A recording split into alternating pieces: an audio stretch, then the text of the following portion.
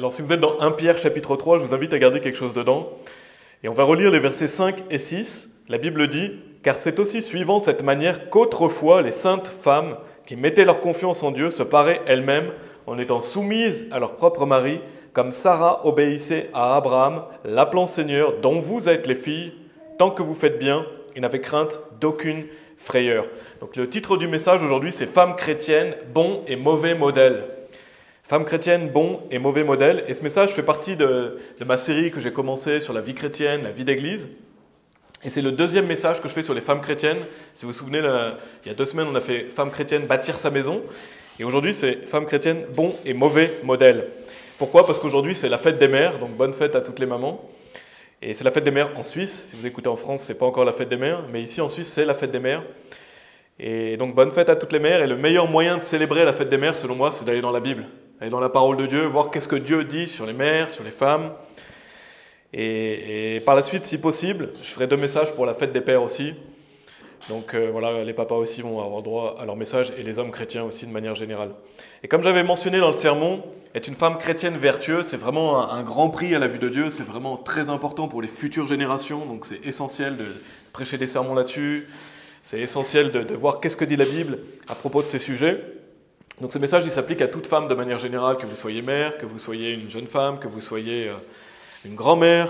Donc pour toute femme chrétienne, et aussi, j'invite vraiment les maris à écouter attentivement, et même tout homme de manière générale. Et donc dans le premier message, pour rappel, on avait vu cette notion d'une femme chrétienne qui bâtit sa maison. Donc dans Proverbes chapitre 14, la Bible nous dit qu'une femme sage bâtit sa maison. Donc on avait vu quoi ? On avait vu que le fait de bâtir sur le roc, la base déjà, c'est de bâtir sa vie sur la parole de Dieu, bâtir sa maison sur le roc. Et une femme qui est sage fait cela. Et on avait vu aussi le fait qu'une femme qui bâtit sa maison doit aimer son mari, c'est-à-dire être soumise, obéissante, faire du bien à son mari, etc. Et le fait d'aimer ses enfants. Comment on aime ses enfants ? En s'occupant du foyer, faisant à manger, en nettoyant, en étant une femme au foyer, en enseignant ses enfants, dirigeant sa maison, et discipliner et éduquer les enfants. Et qu'est-ce que cela va amener ? Ça va amener l'harmonie et la paix dans le foyer. Amen. Et c'est ce qu'on veut dans nos foyers chrétiens, qu'il y ait une harmonie et qu'il y ait une paix. Donc aujourd'hui, si vous êtes dans 1 Pierre chapitre 3, aujourd'hui on va vraiment étudier plusieurs bons modèles de femmes chrétiennes, ou de femmes de manière générale, et plusieurs mauvais modèles. Et donc on va voir qu'est-ce que la Bible nous dit à ce sujet. Et plusieurs des bons modèles que nous retrouvons dans la Bible sont des femmes sauvées. Certaines, on ne sait pas si elles sont sauvées ou non. Par contre, ce qui est sûr, c'est que plusieurs des mauvais modèles ne sont pas sauvés. Donc vous allez voir, il y a même une réprouvée qui est dans les mauvais modèles. Mais plusieurs des mauvais modèles ne sont pas des personnes sauvées. Après, il y a certaines où vous allez voir par exemple la femme querelleuse, donc il n'y a pas vraiment de nom. Mais plusieurs des bons modèles sont des personnes sauvées. 3 versets 5 et 6, la Bible dit « Car c'est aussi suivant cette manière qu'autrefois, les saintes femmes qui mettaient leur confiance en Dieu se paraient elles-mêmes en étant soumises à leur propre mari, comme Sarah obéissait à Abraham, l'appelant Seigneur, dont vous êtes les filles, tant que vous faites bien et n'avez crainte d'aucune frayeur. » Donc la Bible ici nous parle des saintes femmes. Donc ce sont les saintes femmes de Dieu qu'on peut prendre en modèle. Si vous êtes une femme, vous pouvez prendre modèle sur ces saintes femmes. Donc dont parle l'Ancien Testament, le Nouveau Testament. Donc des femmes, ce sont des grandes femmes sur qui on peut prendre modèle. Ce sont des héroïnes. Si vous êtes une jeune femme, ça doit être vos héroïnes. Et si vous êtes un jeune homme, pareil, les bons modèles d'hommes chrétiens, ça doit être vos héros. Et bien sûr, le meilleur modèle qui soit, c'est le Seigneur Jésus-Christ. Je ne vais pas parler de ça aujourd'hui, mais c'est le meilleur modèle, c'est à qui on veut ressembler plus. Mais la Bible nous parle aussi de certains êtres humains qui ont excellé, qui ont fait preuve de grandes vertus, qui étaient des hommes ou des femmes de foi. Et donc voilà, aujourd'hui on va voir plusieurs modèles en qui vous pouvez prendre modèle, mesdames. Et bien sûr, elles n'étaient pas parfaites. On peut voir plusieurs erreurs que ces femmes ont commises. Pourquoi ? Parce qu'on est tous pécheurs. On est tous pécheurs, on va tous commettre des erreurs. Et on a tous des manquements, on doit tous évoluer, grandir. Et on voit que ces femmes ont fait des erreurs. Par exemple, on va voir Sarah. On peut lire plusieurs passages où on voit que Sarah a fait des erreurs. Donc ce sont des héros ou des héroïnes de la foi, mais ce sont des pécheurs ou des pécheresses comme nous tous. Et d'ailleurs, si vous regardez bien, à plusieurs reprises, des femmes qui sont mises en valeur dans la Bible étaient des grandes pécheresses, donc qui ont un passé avec des grands péchés. Par exemple, vous avez la femme qui avait 5 maris, vous avez Marie-Madeleine qui avait 7 démons, vous avez des prostituées. Donc la Bible nous montre que des grandes femmes, des femmes qui vont devenir de grandes dames, avaient un passé tumultueux, elles avaient un passé de péché. Elles ont fait beaucoup d'erreurs dans leur jeunesse, mais ça ne les empêche pas de devenir des saintes femmes de Dieu. Et donc c'est un exemple pour nous. Ne laissez pas un passé, un mauvais passé, vous empêcher de servir Dieu. Ce n'est pas parce que vous avez fait des erreurs dans le passé, dans votre jeunesse, que vous ne pouvez pas être une sainte femme de Dieu. Et vous pouvez devenir une grande dame de Dieu. Et donc ne laissez pas ce passé peut-être, vous avez fait des erreurs, des péchés, vous empêcher de servir Dieu. Non, on voit à plusieurs reprises que la Bible nous parle de certaines femmes qui ont un mauvais passé. D'ailleurs, dans la Bible, je ne sais pas si vous savez qui est la première personne à avoir vu le Seigneur Jésus-Christ, mais c'est une femme. Donc la Bible montre vraiment que la femme a une place très importante. Et Jésus-Christ estime grandement les dames. Donc on voit un excellent modèle déjà qu'on a vu, c'est dans Proverbes chapitre 31, donc je vais aller quelques fois dans Proverbes 31, mais je ne vais pas en parler beaucoup aujourd'hui, mais c'est la femme vertueuse qui est un excellent modèle à qui on peut regarder. Mais ici, dans 1 Pierre chapitre 3, on voit Sarah. Donc c'est le premier bon modèle qu'on va voir aujourd'hui. Et aujourd'hui, on va décomposer le sermon en deux parties. Ces deux parties, elles seront en lien avec la deuxième et la troisième partie de mon premier message. Parce que dans le premier message, j'avais dit bâtir sa maison sur le roc.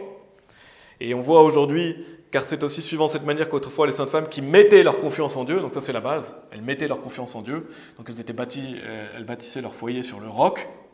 Donc je ne vais pas revenir sur cette première partie, mais on va revenir sur la deuxième et troisième partie, qui est aimer son mari et aimer ses enfants. Donc on va voir les bons et les mauvais modèles de femmes qui aiment ou n'aiment pas leur mari, et les bons et les mauvais modèles des femmes qui aiment leurs enfants ou qui n'aiment pas leurs enfants. Donc premier point, aimer son mari, bon et mauvais modèle. Donc le bon modèle d'une femme qui aime son mari, c'est Sarah. On le voit ici, la Bible nous dit que Sarah était une femme soumise à son mari, elle obéissait à son mari. Et c'était une grande femme de Dieu, c'était la femme d'Abraham. On voit, il est dit que comme Sarah obéissait à Abraham, l'appelant Seigneur, dont vous êtes les filles tant que vous faites bien, et n'avez crainte d'aucune frayeur. Donc Sarah obéissait à son mari, elle l'appelait Seigneur. Et comment on pourrait traduire ça aujourd'hui? Elle l'appelait Monsieur. Donc elle avait un respect pour son mari. On voit qu'elle estimait son mari, elle l'appelait Seigneur.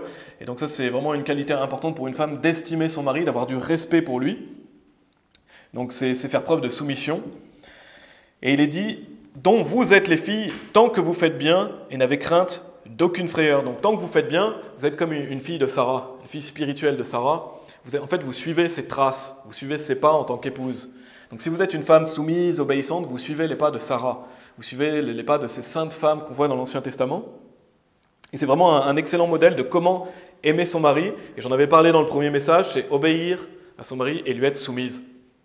Et si vous ne respectez pas ça, si vous ne respectez pas votre mari, si vous n'obéissez pas à votre mari, vous n'êtes pas comme Sarah, vous n'êtes pas comme une de ses filles, n'est-ce pas? Parce il est dit, donc vous êtes les filles tant que vous faites bien. Donc tant que vous faites bien, oui, vous êtes une de ses filles, mais si vous faites mal, non. Vous ne pouvez pas dire, je suis une fille de Sarah. Et donc une femme qui craint Dieu, elle va obéir à son mari, elle va le respecter. Il est dit, n'avez crainte d'aucune frayeur. Pourquoi vous n'avez crainte d'aucune frayeur? Parce que quand vous obéissez à votre mari, Dieu va vous bénir. Quel que soit le mari que vous avez, Dieu voit votre comportement. Dieu voit si vous obéissez, vous êtes soumise à votre mari. Donc vous avez crainte d'aucune frayeur parce que vous êtes dans les bonnes grâces de Dieu. Dieu va vous bénir si vous obéissez à votre mari, si vous êtes une femme soumise. Dieu voit votre comportement. Et on va relire, on l'a lu en début de message, avant le message, on va relire 1 Pierre chapitre 3 des versets 1 à 4. 1 Pierre chapitre 3 versets 1 à 4. Il est dit, de même, vous, femmes, soyez soumises à vos propres maris, afin que s'il y en a qui n'obéissent pas à la parole, ils puissent aussi être gagnés sans la parole par le comportement des femmes, tandis qu'ils regardent votre comportement chaste, accompagné de crainte, dont l'ornement ne doit pas être cette parure extérieure de cheveux tressés et de portée de l'heure, ou des tenues vestimentaires, mais que ce soit l'homme caché du cœur, en ce qui n'est pas corruptible, c'est-à-dire l'ornement d'un esprit docile et tranquille, lequel est d'un grand prix à la vue de Dieu. C'est vraiment un magnifique passage, parce qu'on voit que des femmes peuvent gagner des personnes au Seigneur par leur comportement chaste. Donc c'est vraiment un honneur, un privilège. Vous pouvez vous dire, waouh, je peux amener quelqu'un, c'est-à-dire conduire quelqu'un vers la Bible, par exemple, simplement par mon comportement chaste. Une femme peut avoir cet impact-là. Et c'est vraiment magnifique de voir qu'une femme, par son comportement chaste, par son bon comportement, peut interpeller quelqu'un et se dire « Waouh, cette famille a quelque chose de particulier ». Et c'est ce que dit la Bible. La Bible dit que, tandis qu'il regarde votre comportement chaste accompagné de crainte, donc il y en a qui peuvent être gagnés sans la parole par le comportement des femmes. Et donc rien que par sa manière de se comporter, une femme peut amener quelqu'un à la Bible. Par exemple, on peut prendre quelqu'un, je ne sais pas, vous invitez quelqu'un qui est non sauvé dans votre famille un jour. Si la femme obéit à son mari, si la femme est soumise à son mari, elle s'occupe bien du foyer, la personne que vous invitez peut se dire « Waouh, il y a quelque chose de particulier chez cette femme, quelque chose de particulier dans cette famille ». Et cette personne peut se poser des questions et se dire « En fait, c'est parce qu'ils sont chrétiens ». Et donc se tourner vers la Bible, commencer à regarder plus de choses et un jour écouter l'Évangile et être sauvé. Et ça, une femme peut avoir cet impact-là. Donc c'est vraiment un privilège. Par votre comportement chaste, vous pouvez conduire des gens à la Bible et conduire donc des gens après au salut. Et c'est formidable, n'est-ce pas? Alors qu'une femme qui est irrespectueuse, une femme qui parle mal à son mari, une femme qui est désobéissante, elle va faire l'inverse. Elle ne va pas donner un bon témoignage. Donc ça ne va pas conduire les gens à la Bible. Les gens peuvent être conduits à la Bible parce qu'ils voient que vous avez une manière de vivre qui est différente des autres. Et vous avez cette manière de vivre selon la Bible, parce qu'il n'y a pas de meilleure manière de vivre que la Bible. Si vous appliquez la Bible, c'est la meilleure manière de vivre. Et c'est une honte, d'ailleurs, si vous êtes une femme irrespectueuse, que vous critiquez votre mari devant les autres, etc., c'est une honte. Les gens qui vont venir chez vous, ils vont avoir honte, ils vont se dire « Oh là, qu'est-ce que c'est que cette famille ?» Donc c'est vraiment une honte, justement, on veut prendre justement modèle sur ces femmes comme Sarah. Il est dit, tandis qu'il regarde votre comportement chaste, accompagné de crainte. Donc ça veut dire qu'une femme vertueuse, elle craint l'autorité de son mari. Elle est accompagnée de crainte. Donc en fait, elle réalise qu'en obéissant à son mari, elle obéit à Dieu. Elle se dit, si j'obéis à mon mari, j'obéis à Dieu. Ça veut dire quoi? Ça veut dire que si vous obéissez pas à votre mari, vous craignez pas assez Dieu. Et si vous êtes irrespectueuse envers votre mari, vous êtes irrespectueux envers Dieu, parce que Dieu vous a donné une autorité. C'est la même chose pour les enfants. Et d'ailleurs, c'est la même chose pour un homme qui va travailler. S'il est irrespectueux envers son patron, s'il désobéit, il ne craint pas assez Dieu. Parce que Dieu vous a donné une autorité. Et votre mari ne va pas être parfait, votre mari va faire des erreurs, votre mari va prendre des mauvaises décisions, mais il faut quand même lui obéir. Parce que Dieu voit ça et prend plaisir dans votre comportement. Si vous obéissez à votre mari, même s'il fait des erreurs, Dieu voit votre bon comportement chaste, accompagné de crainte. Et il n'y a pas de mari parfait. Il n'y a pas de mari parfait, il n'y a pas de femme parfaite. Donc travaillez à votre mariage, amen, et focalisez-vous sur les bons côtés du mariage, sur les bons côtés de votre mari, les bons côtés de votre épouse, et aidez-vous l'un l'autre à progresser et à bien communiquer.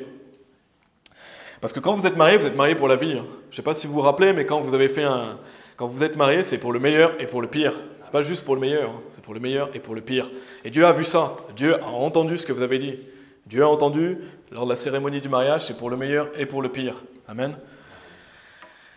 Et il est dit ensuite dans le passage dont l'ornement ne doit pas être cette parure extérieure de cheveux tressés et de porter de l'or ou des tenues vestimentaires, mais que ce soit l'homme caché du cœur en ce qui n'est pas corruptible, c'est-à-dire l'ornement d'un esprit docile et tranquille, lequel est d'un grand prix à la vue de Dieu. Donc on voit que ce n'est pas l'extérieur, la parure extérieure. Ça veut dire quoi, les tenues vestimentaires? Ce n'est pas la beauté extérieure qui est importante. La Bible met l'accent sur la beauté intérieure, la beauté de sainteté sur le cœur. Dieu regarde au cœur. Donc ce n'est pas l'ornement qu'enseigne le monde, n'est-ce pas? Parce que quel ornement enseigne le monde? Si vous regardez les médias, si vous regardez le cinéma, c'est toujours la beauté extérieure qui est mise en valeur. Le fait d'être superficiel, le fait de s'habiller pour que les autres vous regardent. Ce n'est pas ce qu'on veut en tant que chrétien. On ne veut pas cette parure extérieure, comme par exemple promeut Perverswood, ou Hollywood. Mais pourquoi j'ai dit Perverswood? Parce que c'est vraiment un monde de pervers.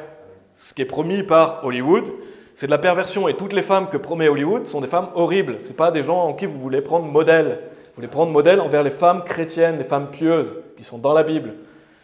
Hollywood, c'est du diable. Donc quand vous voyez les femmes qui promeuvent dans Hollywood, ce n'est pas le bon modèle de femmes qu'il faut regarder. Vous devez regarder aux femmes chrétiennes et pieuses.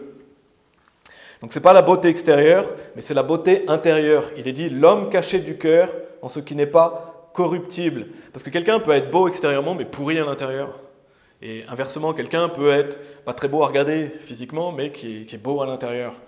Donc ce n'est pas l'extérieur qui compte. Et ça rejoint Proverbe 31, verset 30, donc qui parle de la femme vertueuse. Il est dit « la grâce est trompeuse, et la beauté est vaine, mais une femme qui craint le Seigneur, elle sera louée. » Donc la beauté extérieure, elle est vaine, la grâce, elle est trompeuse.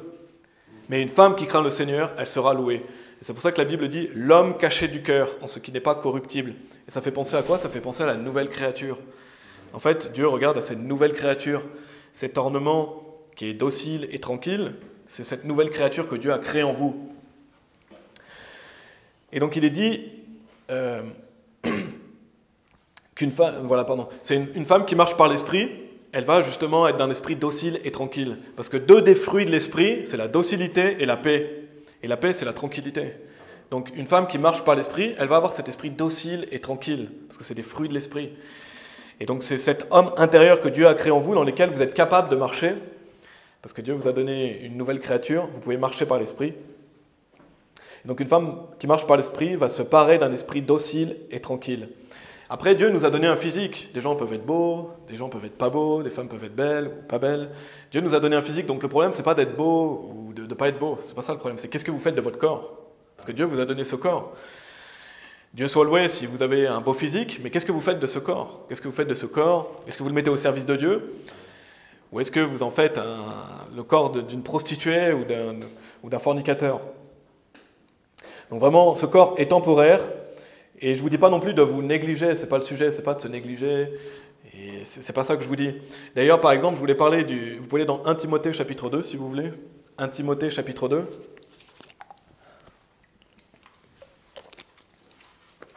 Mais je voulais parler du maquillage pour une femme, parce qu'il y a des personnes qui condamnent cela, mais la Bible ne condamne pas ça, ce n'est pas écrit dans la Bible qu'on ne doit pas se maquiller. Donc ça, c'est des doctrines, des commandements d'hommes. Parce qu'il y a des gens qui vont condamner et dire toutes sortes de maquillage est mauvais. Mais ce n'est pas ce que dit la Bible. La Bible ne condamne pas le maquillage. Par contre, la Bible met l'accent sur l'homme intérieur, sur l'intérieur et pas l'extérieur. Donc en fait, ça dépend de l'intention de pourquoi vous vous maquillez. Pourquoi est-ce que vous vous maquillez? Quelle est l'intention derrière? Parce qu'on a un exemple dans la Bible de Jézabel qui se maquille avec de mauvaises intentions. Donc quand vous vous maquillez, par exemple, avec quelle intention vous faites ça? Et dans 1 Timothée chapitre 2, on va lire au verset 9, il est dit que de la même manière aussi, les femmes se parent de tenues vestimentaires modestes, avec timidité et sobriété, pas avec des cheveux tressés, ni or, ni perles, ni de toilettes coûteuses. Donc on voit ici que l'accent est mis sur le fait d'être sobre, modeste, donc le fait d'être une femme discrète.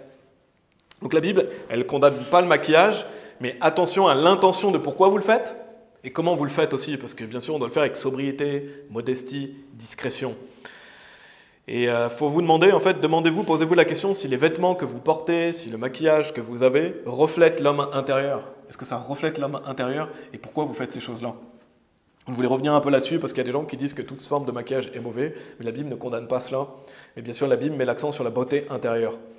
Et donc on a lu dans 1 Pierre chapitre 3 cette notion d'être une femme douce, tranquille, et c'est un grand prix à la vue de Dieu. C'est ce que Dieu veut d'une épouse. Dieu attend d'une épouse qu'elle soit docile, tranquille, une femme discrète qui aime son mari et qui lui est soumise. Il est dit, car c'est aussi suivant cette manière qu'autrefois les saintes femmes qui mettaient leur confiance en Dieu se paraient elles-mêmes en étant soumises à leur propre mari. Donc en fait, quand vous vous parez de cet esprit docile et tranquille, ça fait preuve de soumission envers votre mari. Donc ça va avec. Si vous êtes une femme soumise, vous aurez cet esprit docile et tranquille. Donc là, on a vu l'exemple de Sarah. Donc c'est le premier bon modèle. Vous pouvez aller dans 1 Samuel chapitre 1, si vous voulez tourner dans la Bible. 1 Samuel chapitre 1. Premier bon modèle d'une femme qui aime son mari, c'est Sarah, qui a été soumise, obéissante. On a vu plusieurs notions, notamment sur la beauté intérieure. Maintenant, un autre bon modèle que je vais simplement survoler, c'est Marie. Je ne vais pas en parler en détail, mais Marie, déjà, si Dieu l'a choisie pour être la mère du Seigneur Jésus, c'est pas pour rien. Elle a eu le privilège de pouvoir élever le Seigneur Jésus-Christ, mais on voit qu'elle suit Joseph. Quand l'ange dit à Joseph de partir, quand Dieu dit à Joseph de partir dans un rêve, elle va suivre son mari. Donc on voit qu'elle est obéissante. J'avais parlé aussi d'Élisabeth l'année dernière, donc je ne vais pas en parler aujourd'hui. Mais on a un autre exemple d'une femme chrétienne qui était chaste, qui était pieuse, et c'est Anne. On peut lire 1 Samuel chapitre 1 au verset 10, donc c'est une femme qui est discrète. Il est dit, et elle avait l'amertume dans l'âme, et pria le Seigneur, et pleura beaucoup. Donc je ne vais pas développer non plus qui est Anne, développer le passage, mais on voit que c'est une femme qui prie, qui se confie en Dieu, qui répand ses larmes devant Dieu. Et c'est une femme qui paraît chaste, discrète. Et on voit dans le chapitre 2, si vous lisez le chapitre 2, elle fait une magnifique prière. Il y a la très belle prière de Anne que vous retrouvez suite à la naissance de son fils Samuel. Donc ça, c'est un bon modèle de femme chaste, qui se confie en Dieu, qui prie Dieu, c'est Anne. Maintenant, allez dans Proverbes chapitre 21, si vous voulez bien. Donc là, j'ai mentionné surtout Sarah, le fait d'être obéissante, le fait d'être soumise. On peut voir Marie aussi, Élisabeth, Anne. Dans cette notion d'aimer son mari, maintenant, on va voir les mauvais modèles.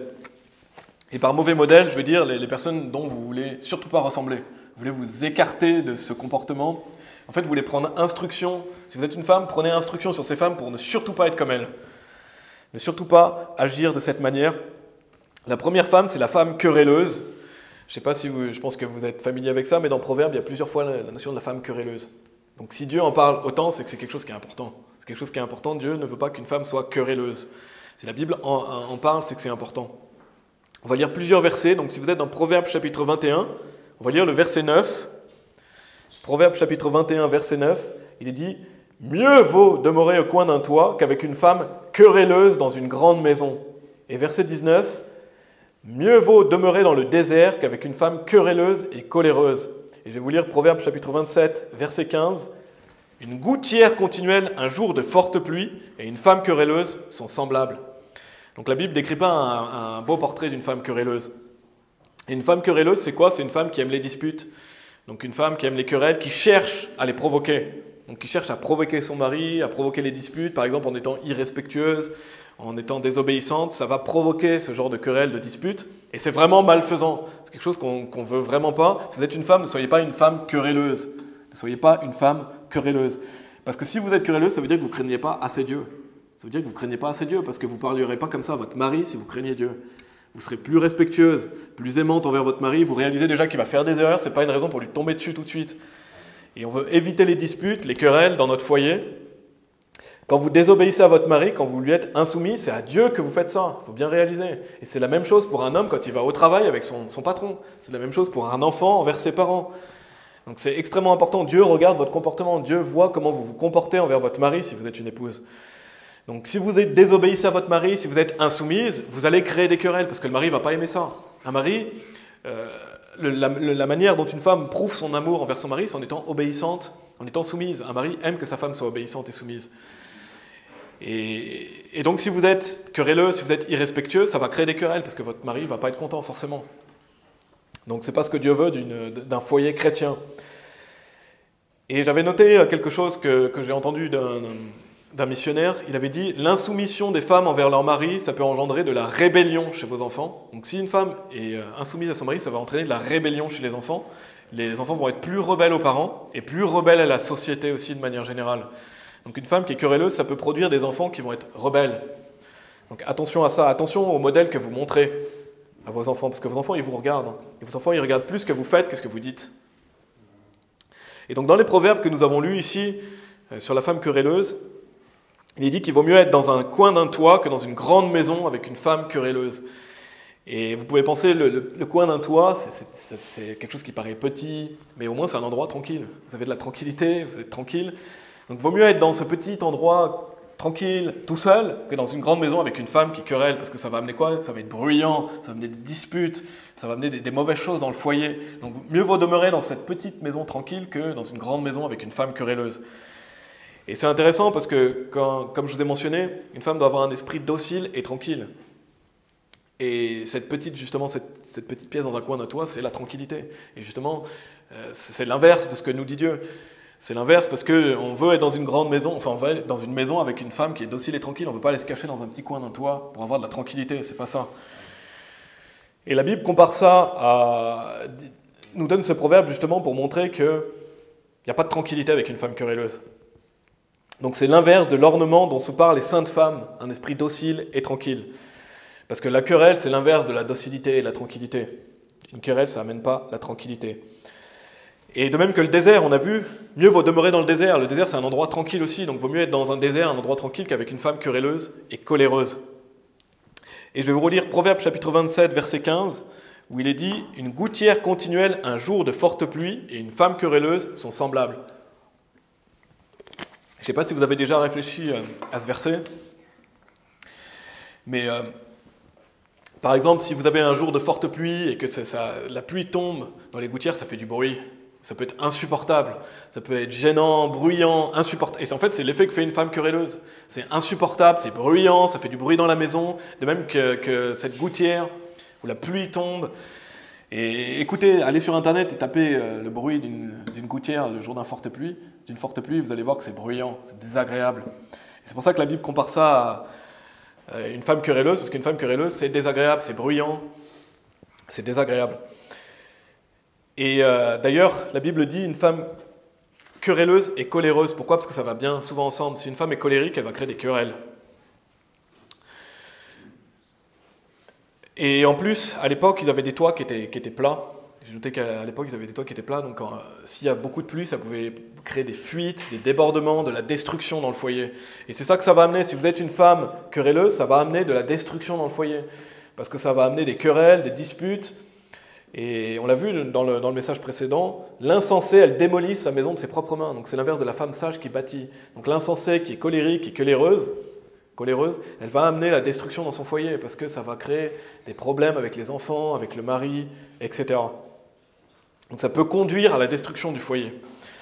Donc voilà, c'est vraiment des notions importantes. On ne veut surtout pas être une femme querelleuse. On doit prendre exemple, la Bible nous dit ces choses-là et on veut justement éviter de marcher dans les pas, dans ces mauvais pas et ce mauvais modèle. Regardez Proverbes chapitre 15, si vous êtes dans Proverbes. Donc quelle est la leçon, mesdames? Parez-vous de l'ornement d'un esprit docile et tranquille, comme dit la Bible. Et vous ne serez pas une femme querelleuse. Ça va changer la vie de votre mari, ça va changer la vie de vos enfants si vous êtes un esprit docile et tranquille. Parce que ça amène quoi? La paix et la tranquillité dans le foyer. Qui a envie d'un foyer qui est dans la paix et dans la tranquillité? Je pense que tout le monde, à moins que vous soyez un peu tordu. Parce qu'on veut avoir un foyer paisible, tranquille. La Bible dit dans Proverbes chapitre 15, verset 1, « Une réponse douce détourne le courroux, mais les mots pénibles excitent la colère. » Donc on voit que quand vous répondez doucement à quelqu'un, ça peut détourner le courroux. Donc le courroux, c'est une vive colère. Alors que les mots pénibles l'excitent. C'est-à-dire ça va l'amplifier, l'augmenter. Si vous avez des mots pénibles envers quelqu'un qui est courroucé, ça va peut-être amplifier, ça va déborder, ça peut finir en bagarre, ou ça peut finir d'une mauvaise manière. Et une femme doit avoir cet esprit doux, on l'a vu. Donc une femme qui a un esprit doux, elle va justement calmer la colère, elle va calmer le foyer, elle va amener la paix, la tranquillité. Alors qu'une femme qui a des mots pénibles, qui est désagréable, irrespectueuse envers son mari, ça va exciter la colère. Donc ça va amener de la destruction dans le foyer. Une femme querelleuse, elle ne détourne pas le courroux, elle l'augmente. Donc c'est vraiment un mauvais modèle en qui on veut prendre instruction, ne pas être une femme querelleuse. Et merci Seigneur, il faut remercier Dieu qu'on ait ces proverbes dans la Bible, ces exemples, ces bons modèles, pour ne pas faire et reproduire la même chose. Vous pouvez aller dans 1 Roi chapitre 21 si vous voulez. 1 Roi chapitre 21, donc le premier mauvais modèle, il n'y a pas de nom spécifique, mais c'est la femme querelleuse. Et si vous vous reconnaissez dans la femme querelleuse, demandez pardon à Dieu, demandez à Dieu de vous aider à vous améliorer, à être une femme plus soumise, plus obéissante, et craignez plus Dieu. Parce que si vous craignez Dieu, vous allez craindre votre mari, et vous allez mettre de l'importance sur qu'est-ce que vos enfants voient et entendent. Autre mauvais modèle, c'est Jézabel. Je pense qu'il n'y a pas pire modèle que Jézabel dans la Bible envers son mari. C'est une femme réprouvée. Selon moi, elle était réprouvée, c'était une psychopathe. On voit qu'elle n'a aucun remords à faire tuer des gens par d'autres personnes. C'est une femme qui, en plus, a aussi persécuté l'homme de Dieu. C'est vraiment une femme excessivement mauvaise, narcissique. Et on va lire quelques versets et passages qui parlent de Jézabel dans 1 Roi chapitre 21 notamment. Elle pourrait faire l'objet d'un message. 1 Roi chapitre 21, on va lire des versets 25 à 26. Il est dit « Mais il n'y avait eu personne comme Ahab ou Achab qui se vendit pour faire ce qui est malveillant à la vue du Seigneur, selon que l'y incitait sa femme. » Dans la King James française, c'est écrit Jézabel, mais entre parenthèses Jézabel, donc je vais dire Jézabel. « Et il agit très abominablement, allant après les idoles, selon toutes les choses qu'avaient faites les Amorites, lesquels le Seigneur avait chassés devant les enfants d'Israël. » Donc on voit ce roi qui agit très abominablement, donc c'est quelqu'un qui fait des choses très malfaisantes, très mauvaises aux yeux de Dieu. Et il est dit qu'il se vendit pour faire ce qui est malveillant à la vue du Seigneur, selon que l'y incitait sa femme Jézabel. C'est-à-dire que Jézabel, elle poussait son mari à faire des mauvaises choses. Elle poussait son mari à agir abominablement. Donc c'est la pire des femmes que vous pouvez avoir, parce que déjà on voit qu'elle n'est pas soumise à son mari, on voit que c'est son mari qui est soumis à elle. Donc il y a un problème d'ordre au niveau du leadership dans le foyer, c'est elle le leader. Et en plus c'est une femme excessivement mauvaise qui va pousser son mari au mal, pousser la destruction de son mari. Et si elle avait, je ne sais pas si la Bible mentionne, mais si elle avait des enfants, pousser à la destruction de son foyer. Donc c'est vraiment une femme cruelle et perverse et qui fait du mal à son mari. Et on voit que c'est elle qui commande, on voit qu'elle incite son mari à faire ça, donc c'est elle qui commande dans le foyer. C'est l'inverse d'une femme vertueuse, elle n'est pas soumise à son mari. Et elle pousse son mari à faire ce qui est malveillant. Et vous pouvez lire, on va lire les versets 9 à 10, on va voir que Naboth, Achab voulait acheter le champ de Naboth. Naboth va refuser la vente. Et donc Achab va aller chez lui comme, comme un homme efféminé, aller se plaindre envers sa femme, etc. Et sa femme va dire, bah, je vais te donner le champ. Et on va voir ce qu'elle dit. Versets 9 et 10, ce que la Bible dit. Et elle écrivit dans les lettres, disant, proclamez un jeûne et faites que Naboth soit haut placé parmi le peuple, et placez 2 hommes, fils de Bélial, pour qu'ils témoignent contre lui, disant, tu as blasphémé contre Dieu et le roi, et ensuite, menez-le dehors, lapidez-le, afin qu'il meure. Donc Achab, au lieu de prendre ça comme un homme, justement, et de se dire, bon, bah, il a refusé, lui, il va se plaindre envers sa femme va dire, je vais te donner le champ, et donc elle va prendre des hommes de Bélial, faire en sorte qu'ils accusent faussement Naboth, pour que Naboth soit mis à mort, et donc elle va donner le champ à son mari. Et ces fils de Bélial, c'est des réprouvés. Quand c'est écrit fils de Bélial, ça veut dire que c'est des réprouvés, ça veut dire que c'est des gens excessivement mauvais. Donc on voit que Jézabel, c'était le modèle d'un psychopathe qu'on peut appeler à col roulé. C'est-à-dire qu'elle ne va pas tuer directement les personnes, elle les fait tuer par quelqu'un d'autre. Et ça, c'est un genre de psychopathe qu'on retrouve dans la société, des gens qui font tuer les autres par d'autres personnes. Donc, mais c'est elle la meurtrière au final. C'est elle qui a tué cette personne. Même si ce n'est pas elle qui l'a fait de ses propres mains, elle a engagé des gens pour faire tuer cet homme. Et les chiens dans la Bible font référence aux réprouvés, par exemple les hommes de Sodome et Gomorrhe. Et on voit que Jézabel va utiliser des fils de Bélial pour tuer Naboth. Donc elle va utiliser des réprouvés. Et regardez ce qui est dit sur Jézabel en 1 Roi chapitre 21, verset 23. Comment elle va finir? Il y a une prophétie sur elle, et ça s'accomplit dans 2 Rois chapitre 9. Il est dit, et aussi quant à Jézabel, le Seigneur parla disant, les chiens mangeront Jézabel près du mur de Jezréel. Et donc elle va utiliser des réprouvés, et Dieu va lui rendre le mal sur sa tête, elle va finir mangée par des chiens. Elle va finir mangée par des chiens. Amen. Et c'est ce qu'elle méritait. C'était une femme vraiment très très mauvaise. Elle va être balancée par la fenêtre, mangée par les chiens.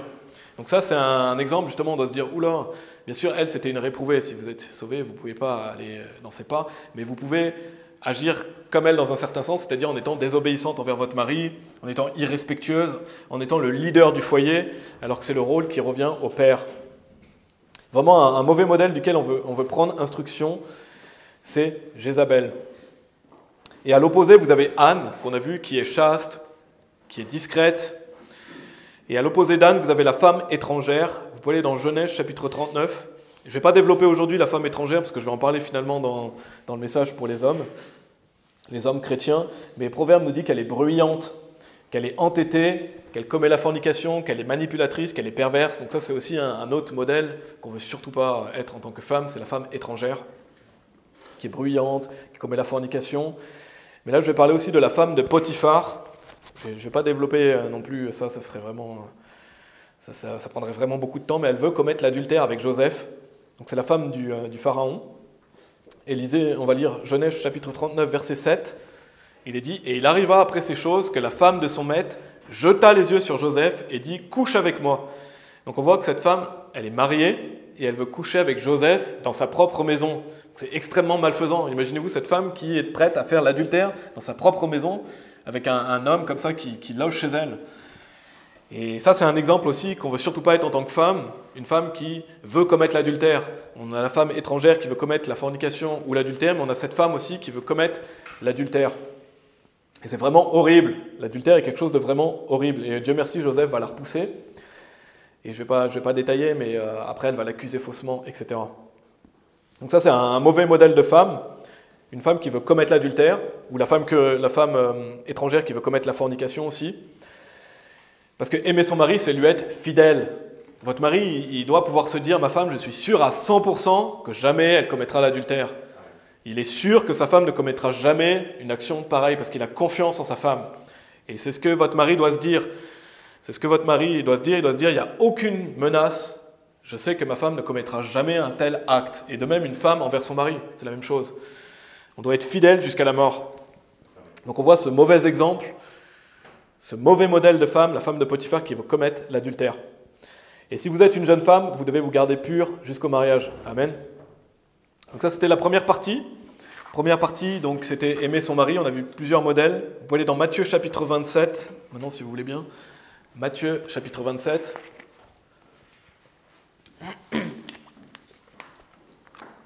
Donc, aimer son mari, on a vu des bons et des mauvais modèles. Maintenant, on va voir aimer ses enfants. Et je l'ai déjà mentionné, mais le fait d'aimer ses enfants, c'est s'occuper du foyer, faire à manger, nettoyer, être une femme au foyer, enseigner ses enfants, diriger sa maison, discipliner et éduquer les enfants notamment. Et on va voir quelques bons et mauvais modèles de certaines de ces choses. Donc si vous êtes dans Matthieu chapitre 27, on va lire les versets 55 et 56. Premier point, les bons modèles justement d'une femme qui aime ses enfants, c'est une femme qui sert dans le foyer, qui fait à manger. On voit, et beaucoup de femmes étaient là, regardant de loin, lesquelles avaient suivi Jésus depuis la Galilée en le servant. Parmi elles étaient Marie Magdeleine et Marie la mère de Jacques et de Joseph et la mère des enfants de Zébédée. Donc on voit, ces femmes, elles servaient le Seigneur Jésus-Christ. Et comment elles servaient le Seigneur Jésus-Christ? Probablement en faisant à manger, en s'occupant des repas jour après jour, en nourrissant le groupe. Elles nourrissaient le groupe, probablement elles faisaient la lessive, elles nettoyaient les pieds, elles faisaient le ménage, elles s'occupaient du Seigneur Jésus-Christ et des personnes du groupe. Et ça, c'est un bon exemple de femme qui est au service. Elles sont au service. C'est vraiment un très bon modèle de femmes qui servent. Et c'est des femmes qui sont grandes. Imaginez-vous, pour toute l'éternité, ces femmes sont dans la Bible, en étant des femmes qui ont servi le Seigneur Jésus-Christ. Et en tant que femme, vous pouvez justement être comme ces femmes-là qui servaient le Seigneur Jésus-Christ. Parce qu'une chose importante, c'est que si vous servez chez vous, comme pour Christ, vous servez le Seigneur Jésus-Christ. Donc peut-être que vous n'êtes pas ces femmes qui suivaient Jésus-Christ et qui le servaient, mais vous pouvez faire la même chose chez vous. Parce que si vous avez un foyer chrétien, si vous faites les choses comme pour Christ, quand vous servez à manger, quand vous vous occupez de vos enfants, ben c'est pour Christ que vous le faites. Donc vous êtes une femme qui sert le Seigneur Jésus-Christ. Et ça, c'est un bon modèle de femme dont il faut prendre instruction. Elles sont à jamais dans la parole de Dieu, amen. Et donc justement, mesdames qui êtes au foyer, quand vous faites à manger pour votre mari, vos enfants, quand vous faites les lessives, si vous le faites comme pour Christ, vous servez le Seigneur Jésus-Christ. Jésus-Christ voit votre comportement et se dit « Ah, cette femme, elle me sert ». En étant femme au foyer, on peut servir le Seigneur Jésus-Christ. Dans Matthieu chapitre 25, au verset 40, je vais simplement vous le lire, il est dit « Et le roi répondra et leur dira, en vérité je vous dis, d'autant que vous l'avez fait envers l'un de ces plus petits de mes frères, vous me l'avez fait à moi. » Et là, le roi symbolise Jésus-Christ. Quand vous le faites à l'un des plus petits de ses frères, vous le faites à lui. Donc quand vous faites les choses pour Christ, quand vous occupez de vos enfants, de votre mari, vous le faites pour Christ. Vous le faites pour Christ. Et Dieu voit votre comportement. Et en plus, dans le passage de Matthieu 25, je ne vais pas tout le lire, mais il est mention de nourrir, de nourriture, de boissons, etc. Et la Bible nous le dit, de faire les choses comme pour Christ. Donc ça, c'est le premier point. On voit des bons modèles ici de femmes qui servaient le Seigneur Jésus-Christ. Quand vous servez votre foyer comme pour Christ, vous servez le Seigneur Jésus-Christ. Deuxième chose, vous pouvez aller dans Éphésiens chapitre 6. Éphésiens chapitre 6. Les bons et les mauvais modèles de femmes qui protègent sa maison, qui dirigent sa maison. Déjà, je vais vous lire Proverbes chapitre 1, verset 33. Je l'avais lu dans le message sur le fait de ne pas être simplé. La Bible dit « Mais quiconque m'écoute demeurera en sécurité et sera tranquille sans crainte du mal. » Et là, ça parle d'écouter la sagesse. Si vous écoutez la sagesse, vous allez demeurer en sécurité, vous serez dans la tranquillité sans crainte du mal. C'est ce que dit la Bible. Et souvenez-vous, une femme sage, elle bâtit sa maison. Donc la femme qui est sage, qui écoute la sagesse, elle fait en sorte que son foyer soit en sécurité, tranquille, sans crainte du mal. Donc une femme qui fait preuve de sagesse et qui bâtit sa maison avec sagesse, elle protège sa maison. Elle protège sa maison. Et merci Seigneur qu'on peut avoir cette sécurité, cette tranquillité grâce à lui. Donc on va lire Éphésiens chapitre 6, verset 16.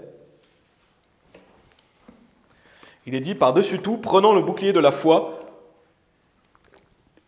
avec lequel vous serez capable de refouler tous les dards enflammés du malin. Et ça parle bien sûr que personnellement on doit prendre ce bouclier de la foi. On voit l'armure dans le passage d'Éphésiens chapitre 6. Mais vous devez mettre votre maison sous le bouclier de la foi. Mettez votre maison, votre foyer sous le bouclier de la foi. Donc la femme doit prendre le bouclier pour son foyer. Et quand le diable va tirer sur la mère au foyer, parce que ça va arriver, vous allez avoir le diable qui va tirer sur vous, parce que le diable n'est pas content que les mères soient au foyer. Je ne sais pas si vous saviez, mais le diable, à l'inverse, veut que les femmes sortent du foyer. Et aillent travailler dans le monde, et que les enfants aillent à l'école publique.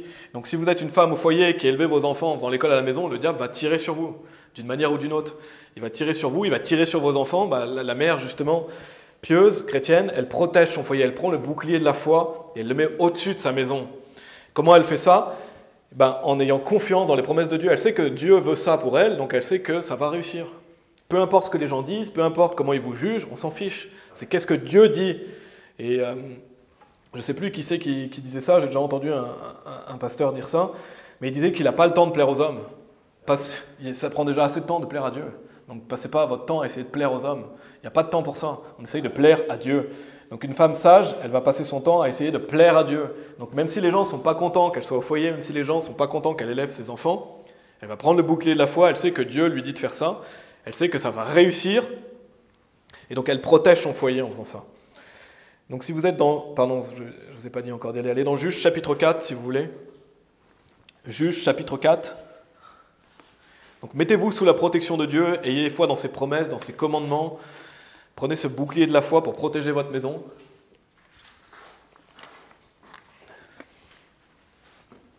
Si vous êtes dans Juge chapitre 4, on va voir un excellent modèle d'une femme qui protège son foyer, c'est Jaël.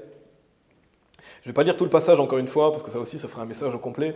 Mais on voit Sisera, qui est vraiment un capitaine malfaisant. Il va être tué par Jaël. On le voit au verset 18 à 21. Donc Jaël va tuer ce capitaine de l'armée adverse qui va venir dans sa tente. C'est des versets 18 à 21 dans Juge chapitre 4. Il est dit « Et Jaël sortit à la rencontre de Sisera et lui dit « Entre, mon Seigneur, entre chez moi, ne crains pas. » Et lorsqu'il entra chez elle dans la tente, elle le couvrit d'une couverture. Et il lui dit « Je te prie, donne-moi un peu d'eau à boire, car j'ai soif. » Et elle ouvrit une bouteille de lait et lui donna à boire et le couvrit. Et il lui dit encore « Tiens-toi à l'entrée de la tente, et s'il arrive que quelqu'un vienne et t'interroge et dise « Y a-t-il un homme ici ?» tu diras « Non. » Alors Jaël, la femme de Hébert, prit un pieu de la tente et prit un marteau dans sa main et vint vers lui doucement et lui enfonça le pieu dans la tempe, lequel s'enfonça dans la terre, car il dormait profondément et était fatigué. Ainsi, il mourut. Et là, on voit une femme courageuse, une femme forte, qui va prendre le pieu, qui va prendre le marteau, et elle va enfoncer le pieu dans la tente de cet homme. Et en fait, qu'est-ce que ça symbolise? Ça symbolise qu'elle enlève le méchant de sa tente. Elle enlève le mauvais de sa tente, et elle est courageuse, elle protège son foyer en faisant ça. Et c'est vraiment une grande femme, vous le voyez. Dans Juge chapitre 5, verset 24, un chapitre plus loin, il est dit « Bénie soit au-dessus des femmes Jaël, la femme de Hébert, le Kénite. Bénie sera-t-elle au-dessus des femmes qui se tiennent dans les tentes. » Donc la Bible dit qu'elle est bénie, cette femme. Pourquoi? Parce qu'elle a protégé son foyer, elle a protégé sa tente. Et donc cette femme courageuse va planter le pied dans la tente du mauvais. Et dans Proverbe 31, verset 17, au sujet de la femme vertueuse, il est dit « Elle ceint ses reins de vigueur et fortifie ses bras. » Donc une femme, elle doit faire preuve de force pour protéger son foyer. Elle ne va pas laisser cet homme mauvais dans sa tente. Et comment on peut l'appliquer aujourd'hui? En tant que femme, vous devez sortir ce qui est méchant de chez vous. Vous devez sortir tout ce qui est méchant de chez vous, c'est-à-dire la télévision par exemple. Vous ne devez pas laisser le diable rentrer chez vous. Tout ce qui est mauvais, tout ce qui est malfaisant, tout ce qui est mondain, vous devez le sortir de votre maison. C'est comme ça que vous protégez votre foyer. Comme Jaël qui a protégé son foyer, elle a sorti le méchant du foyer, vous devez sortir ce qui est méchant de votre foyer. Tout ce qui est malfaisant. Vous devez prendre le pieu, prendre le marteau et taper sur ce qui est mauvais et l'éjecter de chez vous. Amen. Et donc, si vous avez une télévision, vous la balancez. Si vous écoutez des choses mauvaises, vous regardez des choses mauvaises, vous balancez ça. Vos enfants n'ont pas à regarder ces choses-là. C'est comme ça que vous allez protéger le cœur de vos enfants. Donc, un bon modèle de femme qui protège sa maison, elle va protéger ses enfants, elle va protéger son foyer en faisant sortir tout ce qui est mauvais, tout ce qui est péché, tout ce qui est malfaisant. De même aussi, elle fait attention à qui rentre dans sa maison. Elle fait attention à qui elle fréquente, qui est-ce qu'elle amène chez elle. Parce que ça a un impact sur les enfants. Donc on l'a lu, Juge chapitre 5, verset 24. « Bénie soit au-dessus des femmes Jaël, la femme de Hébert, le Kénite. Bénie sera-t-elle au-dessus des femmes qui se tiennent dans les tentes. » Donc on dirait que cette femme, elle est louée, elle est honorée. Pourtant, il y a des gens qui regarderaient ça et diraient « Ah, mais pourquoi elle a fait ça ?» Et la Bible dit, elle est bénie. Elle est bénie parce qu'elle a enlevé le mauvais de chez elle. De même, nous, on doit enlever tout ce qui est mauvais de chez nous. Donc vraiment, mesdames, ça symbolise vraiment le fait de protéger sa maison, enfoncer le pieu dans ce qui est mauvais chez vous. Et qu'est-ce que ça peut symboliser aussi? On l'avait vu dans le message Prédication Baptiste, que vous avez, la parole de Dieu, c'est comme un marteau, c'est un marteau spirituel, et vous avez les clous qui sont les doctrines. Donc la femme aussi qui protège son foyer, elle prend le marteau de la Bible et elle enfonce les doctrines dans son foyer. Donc elle dit à ses enfants, ça on doit le faire, ça on ne doit pas le faire. Elle enseigne la Bible à ses enfants. Et ça symbolise aussi ça, le fait de prendre le pieu et de prendre le marteau, c'est d'enseigner la Bible à ses enfants. Une femme chrétienne, elle doit faire connaître les doctrines à sa famille, à ses enfants. Autre bon modèle de protection, allez dans 2 Samuel chapitre 20. Donc là, je vous montre plusieurs modèles. Donc comment une femme aime ses enfants. On a vu le fait de servir dans le foyer. Donc on voit ces femmes qui servaient le Seigneur Jésus-Christ. De même, une femme qui sert son mari, qui sert ses enfants comme pour Christ, elle sert le Seigneur Jésus-Christ. On voit ces bons modèles dans Matthieu chapitre 27. On a vu aussi là le modèle de Jaël qui protège sa tente. Et il y a une autre femme sage aussi qui va protéger, cette fois-ci, une ville. C'est dans 2 Samuel chapitre 20. Je ne sais pas si vous connaissez cette histoire, mais Joab, qui fait partie de l'armée de David, il va poursuivre Sheba, qui en plus la Bible dit que c'est un réprouvé, cet homme malfaisant qui voulait s'élever contre David, et qui voulait donc la rébellion contre l'armée de David, contre David. Et Joab et son armée vont poursuivre Sheba, et Sheba va se réfugier dans une ville. Et donc on lit ici dans 2 Samuel chapitre 20, des versets 16 à 22, il est dit « Alors une femme sage cria depuis la ville ». Et la Bible nous dit c'est une femme sage, hein. Notez bien. « Écoutez, dites, je vous prie, à Joab, approche jusqu'ici afin que je te parle. » Et quand il se fut approché d'elle, la femme dit « Es-tu Joab » Et il répondit « Je le suis. » Alors elle lui dit « Entends les paroles de ta servante. » Et il répondit « J'écoute. » Puis elle parla, disant « On avait l'habitude de dire autrefois, disant « Ils demanderont sûrement conseil à Abel, et ainsi finissait-il l'affaire. » J'aime vraiment ce passage parce que vous allez voir ce qui se passe après. « Je suis une d'elles qui est paisible et fidèle en Israël. Tu cherches à détruire une ville et une mère en Israël. Pourquoi engloutirais-tu l'héritage du Seigneur ?» Et Joab répondit et dit « loin de moi, que j'engloutisse ou que je détruise. La chose n'est pas ainsi. Mais un homme du mont Éphraïm, du nom de Sheba, le fils de Bichri, a levé sa main contre le roi, contre David. Livrez-le lui seul, et je partirai de la ville. » Et la femme dit à Joab, « Voici sa tête te sera jetée par-dessus la muraille. » Donc elle n'hésite pas beaucoup, hein. La sagesse, elle sait tout de suite ce qu'il faut faire. C'est pour ça que la Bible dit, ainsi finissait l'affaire. Demandez conseil, l'affaire elle est vite réglée. Elle a tout de suite compris qu'est-ce qu'il fallait faire. Jeter le mauvais en dehors de la ville. Il est dit, puis la femme alla vers tout le peuple avec sa sagesse, et ils coupèrent la tête de Sheba, donc elle coupe la tête de la rébellion, le fils de Bichri, et la jetèrent à Joab. Alors il sonna de la trompette, et le peuple se retira de devant la ville, chacun en sa tente, et Joab retourna vers le roi à Jérusalem. Donc la Bible nous dit ici que c'est une femme sage, et les gens avaient l'habitude d'aller vers elle pour demander conseil, parce qu'ils savaient qu'elle avait de la sagesse. Et donc elle va prendre une décision tranchante tout de suite. Elle s'est dit, le mauvais est chez nous, on éjecte les mauvais, c'est fini. Et c'est comme la femme de Jaël, qui protège sa tante en retirant le mal. Qu'est-ce qu'elle va faire? Elle va faire la même chose envers sa ville. Et bien sûr, je suis sûr qu'elle avait un foyer dans cette ville. Donc elle protège son foyer en faisant ça. Peut-être qu'elle avait des enfants, on ne sait pas. Mais en protégeant la ville, elle réalise tout de suite qu'en protégeant la ville, elle protège son foyer. Et quelle était la méthode? C'était d'enlever le mal, enlever le malfaisant de cette ville. Et après, Joab va partir en paix et il va les laisser tranquilles. Donc cette femme sage, elle va tout de suite elle va faire couper la tête de la rébellion, couper la tête du mal. Et ça, encore une fois, ça symbolise le fait de protéger son foyer. Et donc ça demande de la force, ça demande de la sagesse. Elle protège sa maison en faisant cela. Et bien sûr, la personne qui protège le foyer, c'est le mari. D'ailleurs, vous voyez, cette femme sage, elle ne va pas y aller elle-même le faire. Elle va aller vers le peuple. De même, celui qui protège le foyer, c'est le mari. C'est le mari qui protège sa femme, ses enfants. Mais le mari est pas toujours là. Le mari travaille à l'extérieur. Donc, qui est-ce qui est le plus souvent dans le foyer? C'est la mère, c'est l'épouse. Et donc, elle doit faire aussi ça. Elle doit faire ça aussi. Elle doit fortifier ses bras et faire écarter le mal de sa maison. Donc, on voit vraiment des magnifiques symboles spirituels qu'on peut tirer de ces histoires dans la Bible, des bons modèles de comment protéger son foyer et du fait d'être tranchant. Coupez la tête de ce qui est mauvais quand ça vient dans votre foyer. Parce que voilà, comme je l'ai dit, la femme est plus souvent dans le foyer que le mari. Et bien sûr, c'est le mari qui est le protecteur, parce que la femme est un vaisseau plus faible, mais une femme au foyer doit aussi veiller à ces choses-là. Vous pouvez aller dans 2 Timothée chapitre 1, si vous voulez, j'ai bientôt terminé.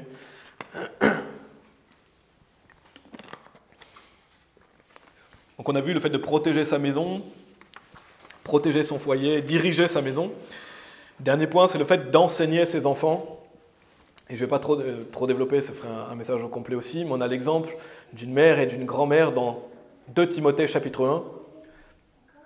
Il est dit au verset 5, « Lorsque revint à ma mémoire la foi non feinte qui est en toi, laquelle demeurait d'abord dans ta grand-mère Loïs et dans ta mère Eunice, et j'en suis persuadé en toi aussi. » Donc on voit, si vous êtes familier avec la Bible, j'espère bien sûr, c'est que Timothée, c'est un grand homme de Dieu, il n'y a pas de doute à ce sujet. Paul le met beaucoup en valeur. Il a 2 livres qui portent son nom dans la Bible. Donc il est connu à tout jamais parce qu'il est dans la Bible. Et la Bible dit qu'il a une foi non feinte. Et cette foi non feinte vient de sa mère et de sa grand-mère. Donc ce n'est pas un hasard si cet homme de Dieu a autant excellé et réussi, c'est qu'il a été enseigné par sa mère, enseigné par sa grand-mère. Et ça, c'est l'impact que peut avoir une mère ou même une grand-mère dans son foyer. Elle peut élever un Timothée. Elle peut élever un homme de Dieu qui va faire des grandes choses. Parce que quand vous voyez tout ce que fait Timothée, je pense que sa mère et sa grand-mère devaient être fières. Ils devaient se dire, waouh, grâce à Dieu, on a élevé cet homme. Et donc une femme, une mère au foyer peut élever un Timothée, elle peut élever un Timothée, elle peut élever une Sarah, elle peut faire un grand impact dans la vie de ses enfants. Parce que cette foi non feinte qui était en Timothée, elle vient de sa grand-mère, elle vient de sa mère. Et là, vous avez même l'exemple aussi du poids que peut avoir une grand-mère aussi sur le foyer. Donc si vous êtes une grand-mère, vous pouvez faire un grand impact dans la vie de vos petits-enfants. Et c'est vraiment un magnifique passage qui montre l'impact d'une mère et justement l'importance d'une mère qui peut enseigner ses enfants ou enseigner ses petits-enfants. Parce que ça peut être la plus grande chose que vous pouvez faire, c'est d'élever un enfant pour Dieu. Ça peut être le plus grand accomplissement que vous pouvez faire. Imaginez les pasteurs, comme par exemple le pasteur Anderson, comme ses parents doivent être contents d'avoir élevé quelqu'un comme le pasteur Anderson. Ou même, ça peut être aussi une femme au foyer qui s'occupe des enfants, qui conduit bien sa maison et qui est soumise à son mari. Ben, vous pouvez élever un fils ou une fille qui fera un grand impact pour le royaume de Dieu. Et souvenez-vous que tous les grands hommes de Dieu ont une mère. À part Adam, tous les grands hommes de Dieu ont une mère. C'est-à-dire que tous les grands hommes de Dieu que vous lisez dans la Bible, ils ont eu une mère. Et on voit ici que Timothée avait une mère qui avait une foi non feinte, qui après était en lui. Donc on voit l'importance d'enseigner ses enfants. On va aller dans Proverbe 31, le dernier passage où on va. Après on va faire une conclusion. Et bien sûr, vous avez Marie aussi, qui était la mère de Jésus, qui était une grande dame aussi, qui a certainement enseigné des choses à son fils. Bien sûr, Jésus-Christ est Dieu, mais elle s'est occupée de son fils, et donc Dieu ne l'a pas choisi au hasard. Regardez ce qu'il est dit dans Proverbe chapitre 31, verset 1. Il est dit « Les paroles du roi Lemuel, la prophétie que sa mère lui enseigna ». Donc ce roi, on voit qu'il a été enseigné par sa mère. Et il donne des paroles de sagesse, bien sûr, là c'est la parole de Dieu. Mais la Bible dit que c'est la prophétie que sa mère lui enseigna. Donc on voit encore une grande dame qui a élevé un fils qui avait justement des valeurs fermes, il avait des valeurs fortes. On voit dans le passage, je ne vais pas lire tout le passage, mais on voit que sa mère, elle lui a enseigné de ne pas donner sa vigueur aux femmes. Donc elle lui a enseigné qu'il ne faut jamais commettre la fornication, par exemple. Elle lui a dit de ne pas boire d'alcool, de défendre la cause des opprimés, de juger droitement. Donc ça, c'est sa mère qui a enseigné ça à son fils. Donc on voit que les paroles du roi Lemuel, elles sont pareilles pour toujours dans la Bible. C'est la prophétie que sa mère lui enseigna. Donc tout ce qu'une mère enseigne à son fils ou à son fils ou à une fille, ça peut avoir un impact pour toute sa vie. C'est pour ça que la Bible dit que, je vais paraphraser, mais conduit un enfant dans la voie qu'il doit suivre et il ne va pas s'en écarter. Donc c'est le moment justement quand vous élevez vos enfants au foyer de leur enseigner ces choses. Ne donne pas ta vigueur aux femmes, ne commets pas la fornication, ne bois pas d'alcool. Il faut défendre la cause des opprimés, il faut juger droitement. Donc voilà, on voit ces excellents modèles bibliques de comment aimer ses enfants. Et on pourrait continuer pendant longtemps. On a par exemple Déborah qui était une femme sage aussi dans Juges chapitre 4. On a des exemples de femmes qui prêchent l'évangile aussi. On a aussi les femmes qui étendent la main vers le nécessiteux, vers le pauvre, etc. Donc en conclusion, il y a vraiment d'excellents modèles à suivre pour une femme chrétienne dans la Bible. Et il y a aussi des mauvais modèles, comme on vient de voir, duquel on doit prendre instruction pour ne surtout pas reproduire la même chose, ne surtout pas se comporter comme ça. Et n'oubliez pas que le travail d'une femme de Dieu, ça ne va pas nécessairement vous donner une joie instantanée. Ça ne va pas forcément être une joie instantanée parce que le travail d'une femme au foyer, c'est quelque chose de dur, c'est jour après jour, c'est quelque chose qui peut être ingrat, c'est un travail acharné. Moi, je pense que de bien des manières, c'est plus dur que le travail de l'homme qui travaille à l'extérieur. La femme, elle travaille tout le temps. Elle doit s'occuper des enfants, s'occuper de son mari, si elle a des enfants, bien sûr. Et elle a moins de reconnaissance aussi. Mais une chose importante, déjà, vous aurez de la joie si vous avez des enfants, si vous avez un mari. Mais ça en vaut la peine parce que vous allez avoir la joie à un moment ou à un autre. Vous allez avoir cette joie. Et la Bible dit que votre mari va vous louer, vos enfants vont vous appeler bénis. Donc même si c'est parfois ingrat, difficile, c'est épuisant, vous aurez cette joie. Et vous aurez en plus la joie éternelle d'avoir enseigné des enfants et élevé des enfants pour Dieu. Amen. On va prier. Merci infiniment Seigneur pour ta parole, parce que sans ta parole, on serait vraiment perdu. Peut-être qu'on élèverait les enfants comme le monde nous dit de faire, et on ne veut pas ça, Seigneur. On veut vraiment élever les enfants comme tu nous dis de le faire. On a confiance en ta parole, on a confiance dans tes commandements, on a confiance de comment on doit élever nos enfants. Merci de nous avoir dit clairement ces choses-là. Je prie qu'on puisse le mettre en pratique.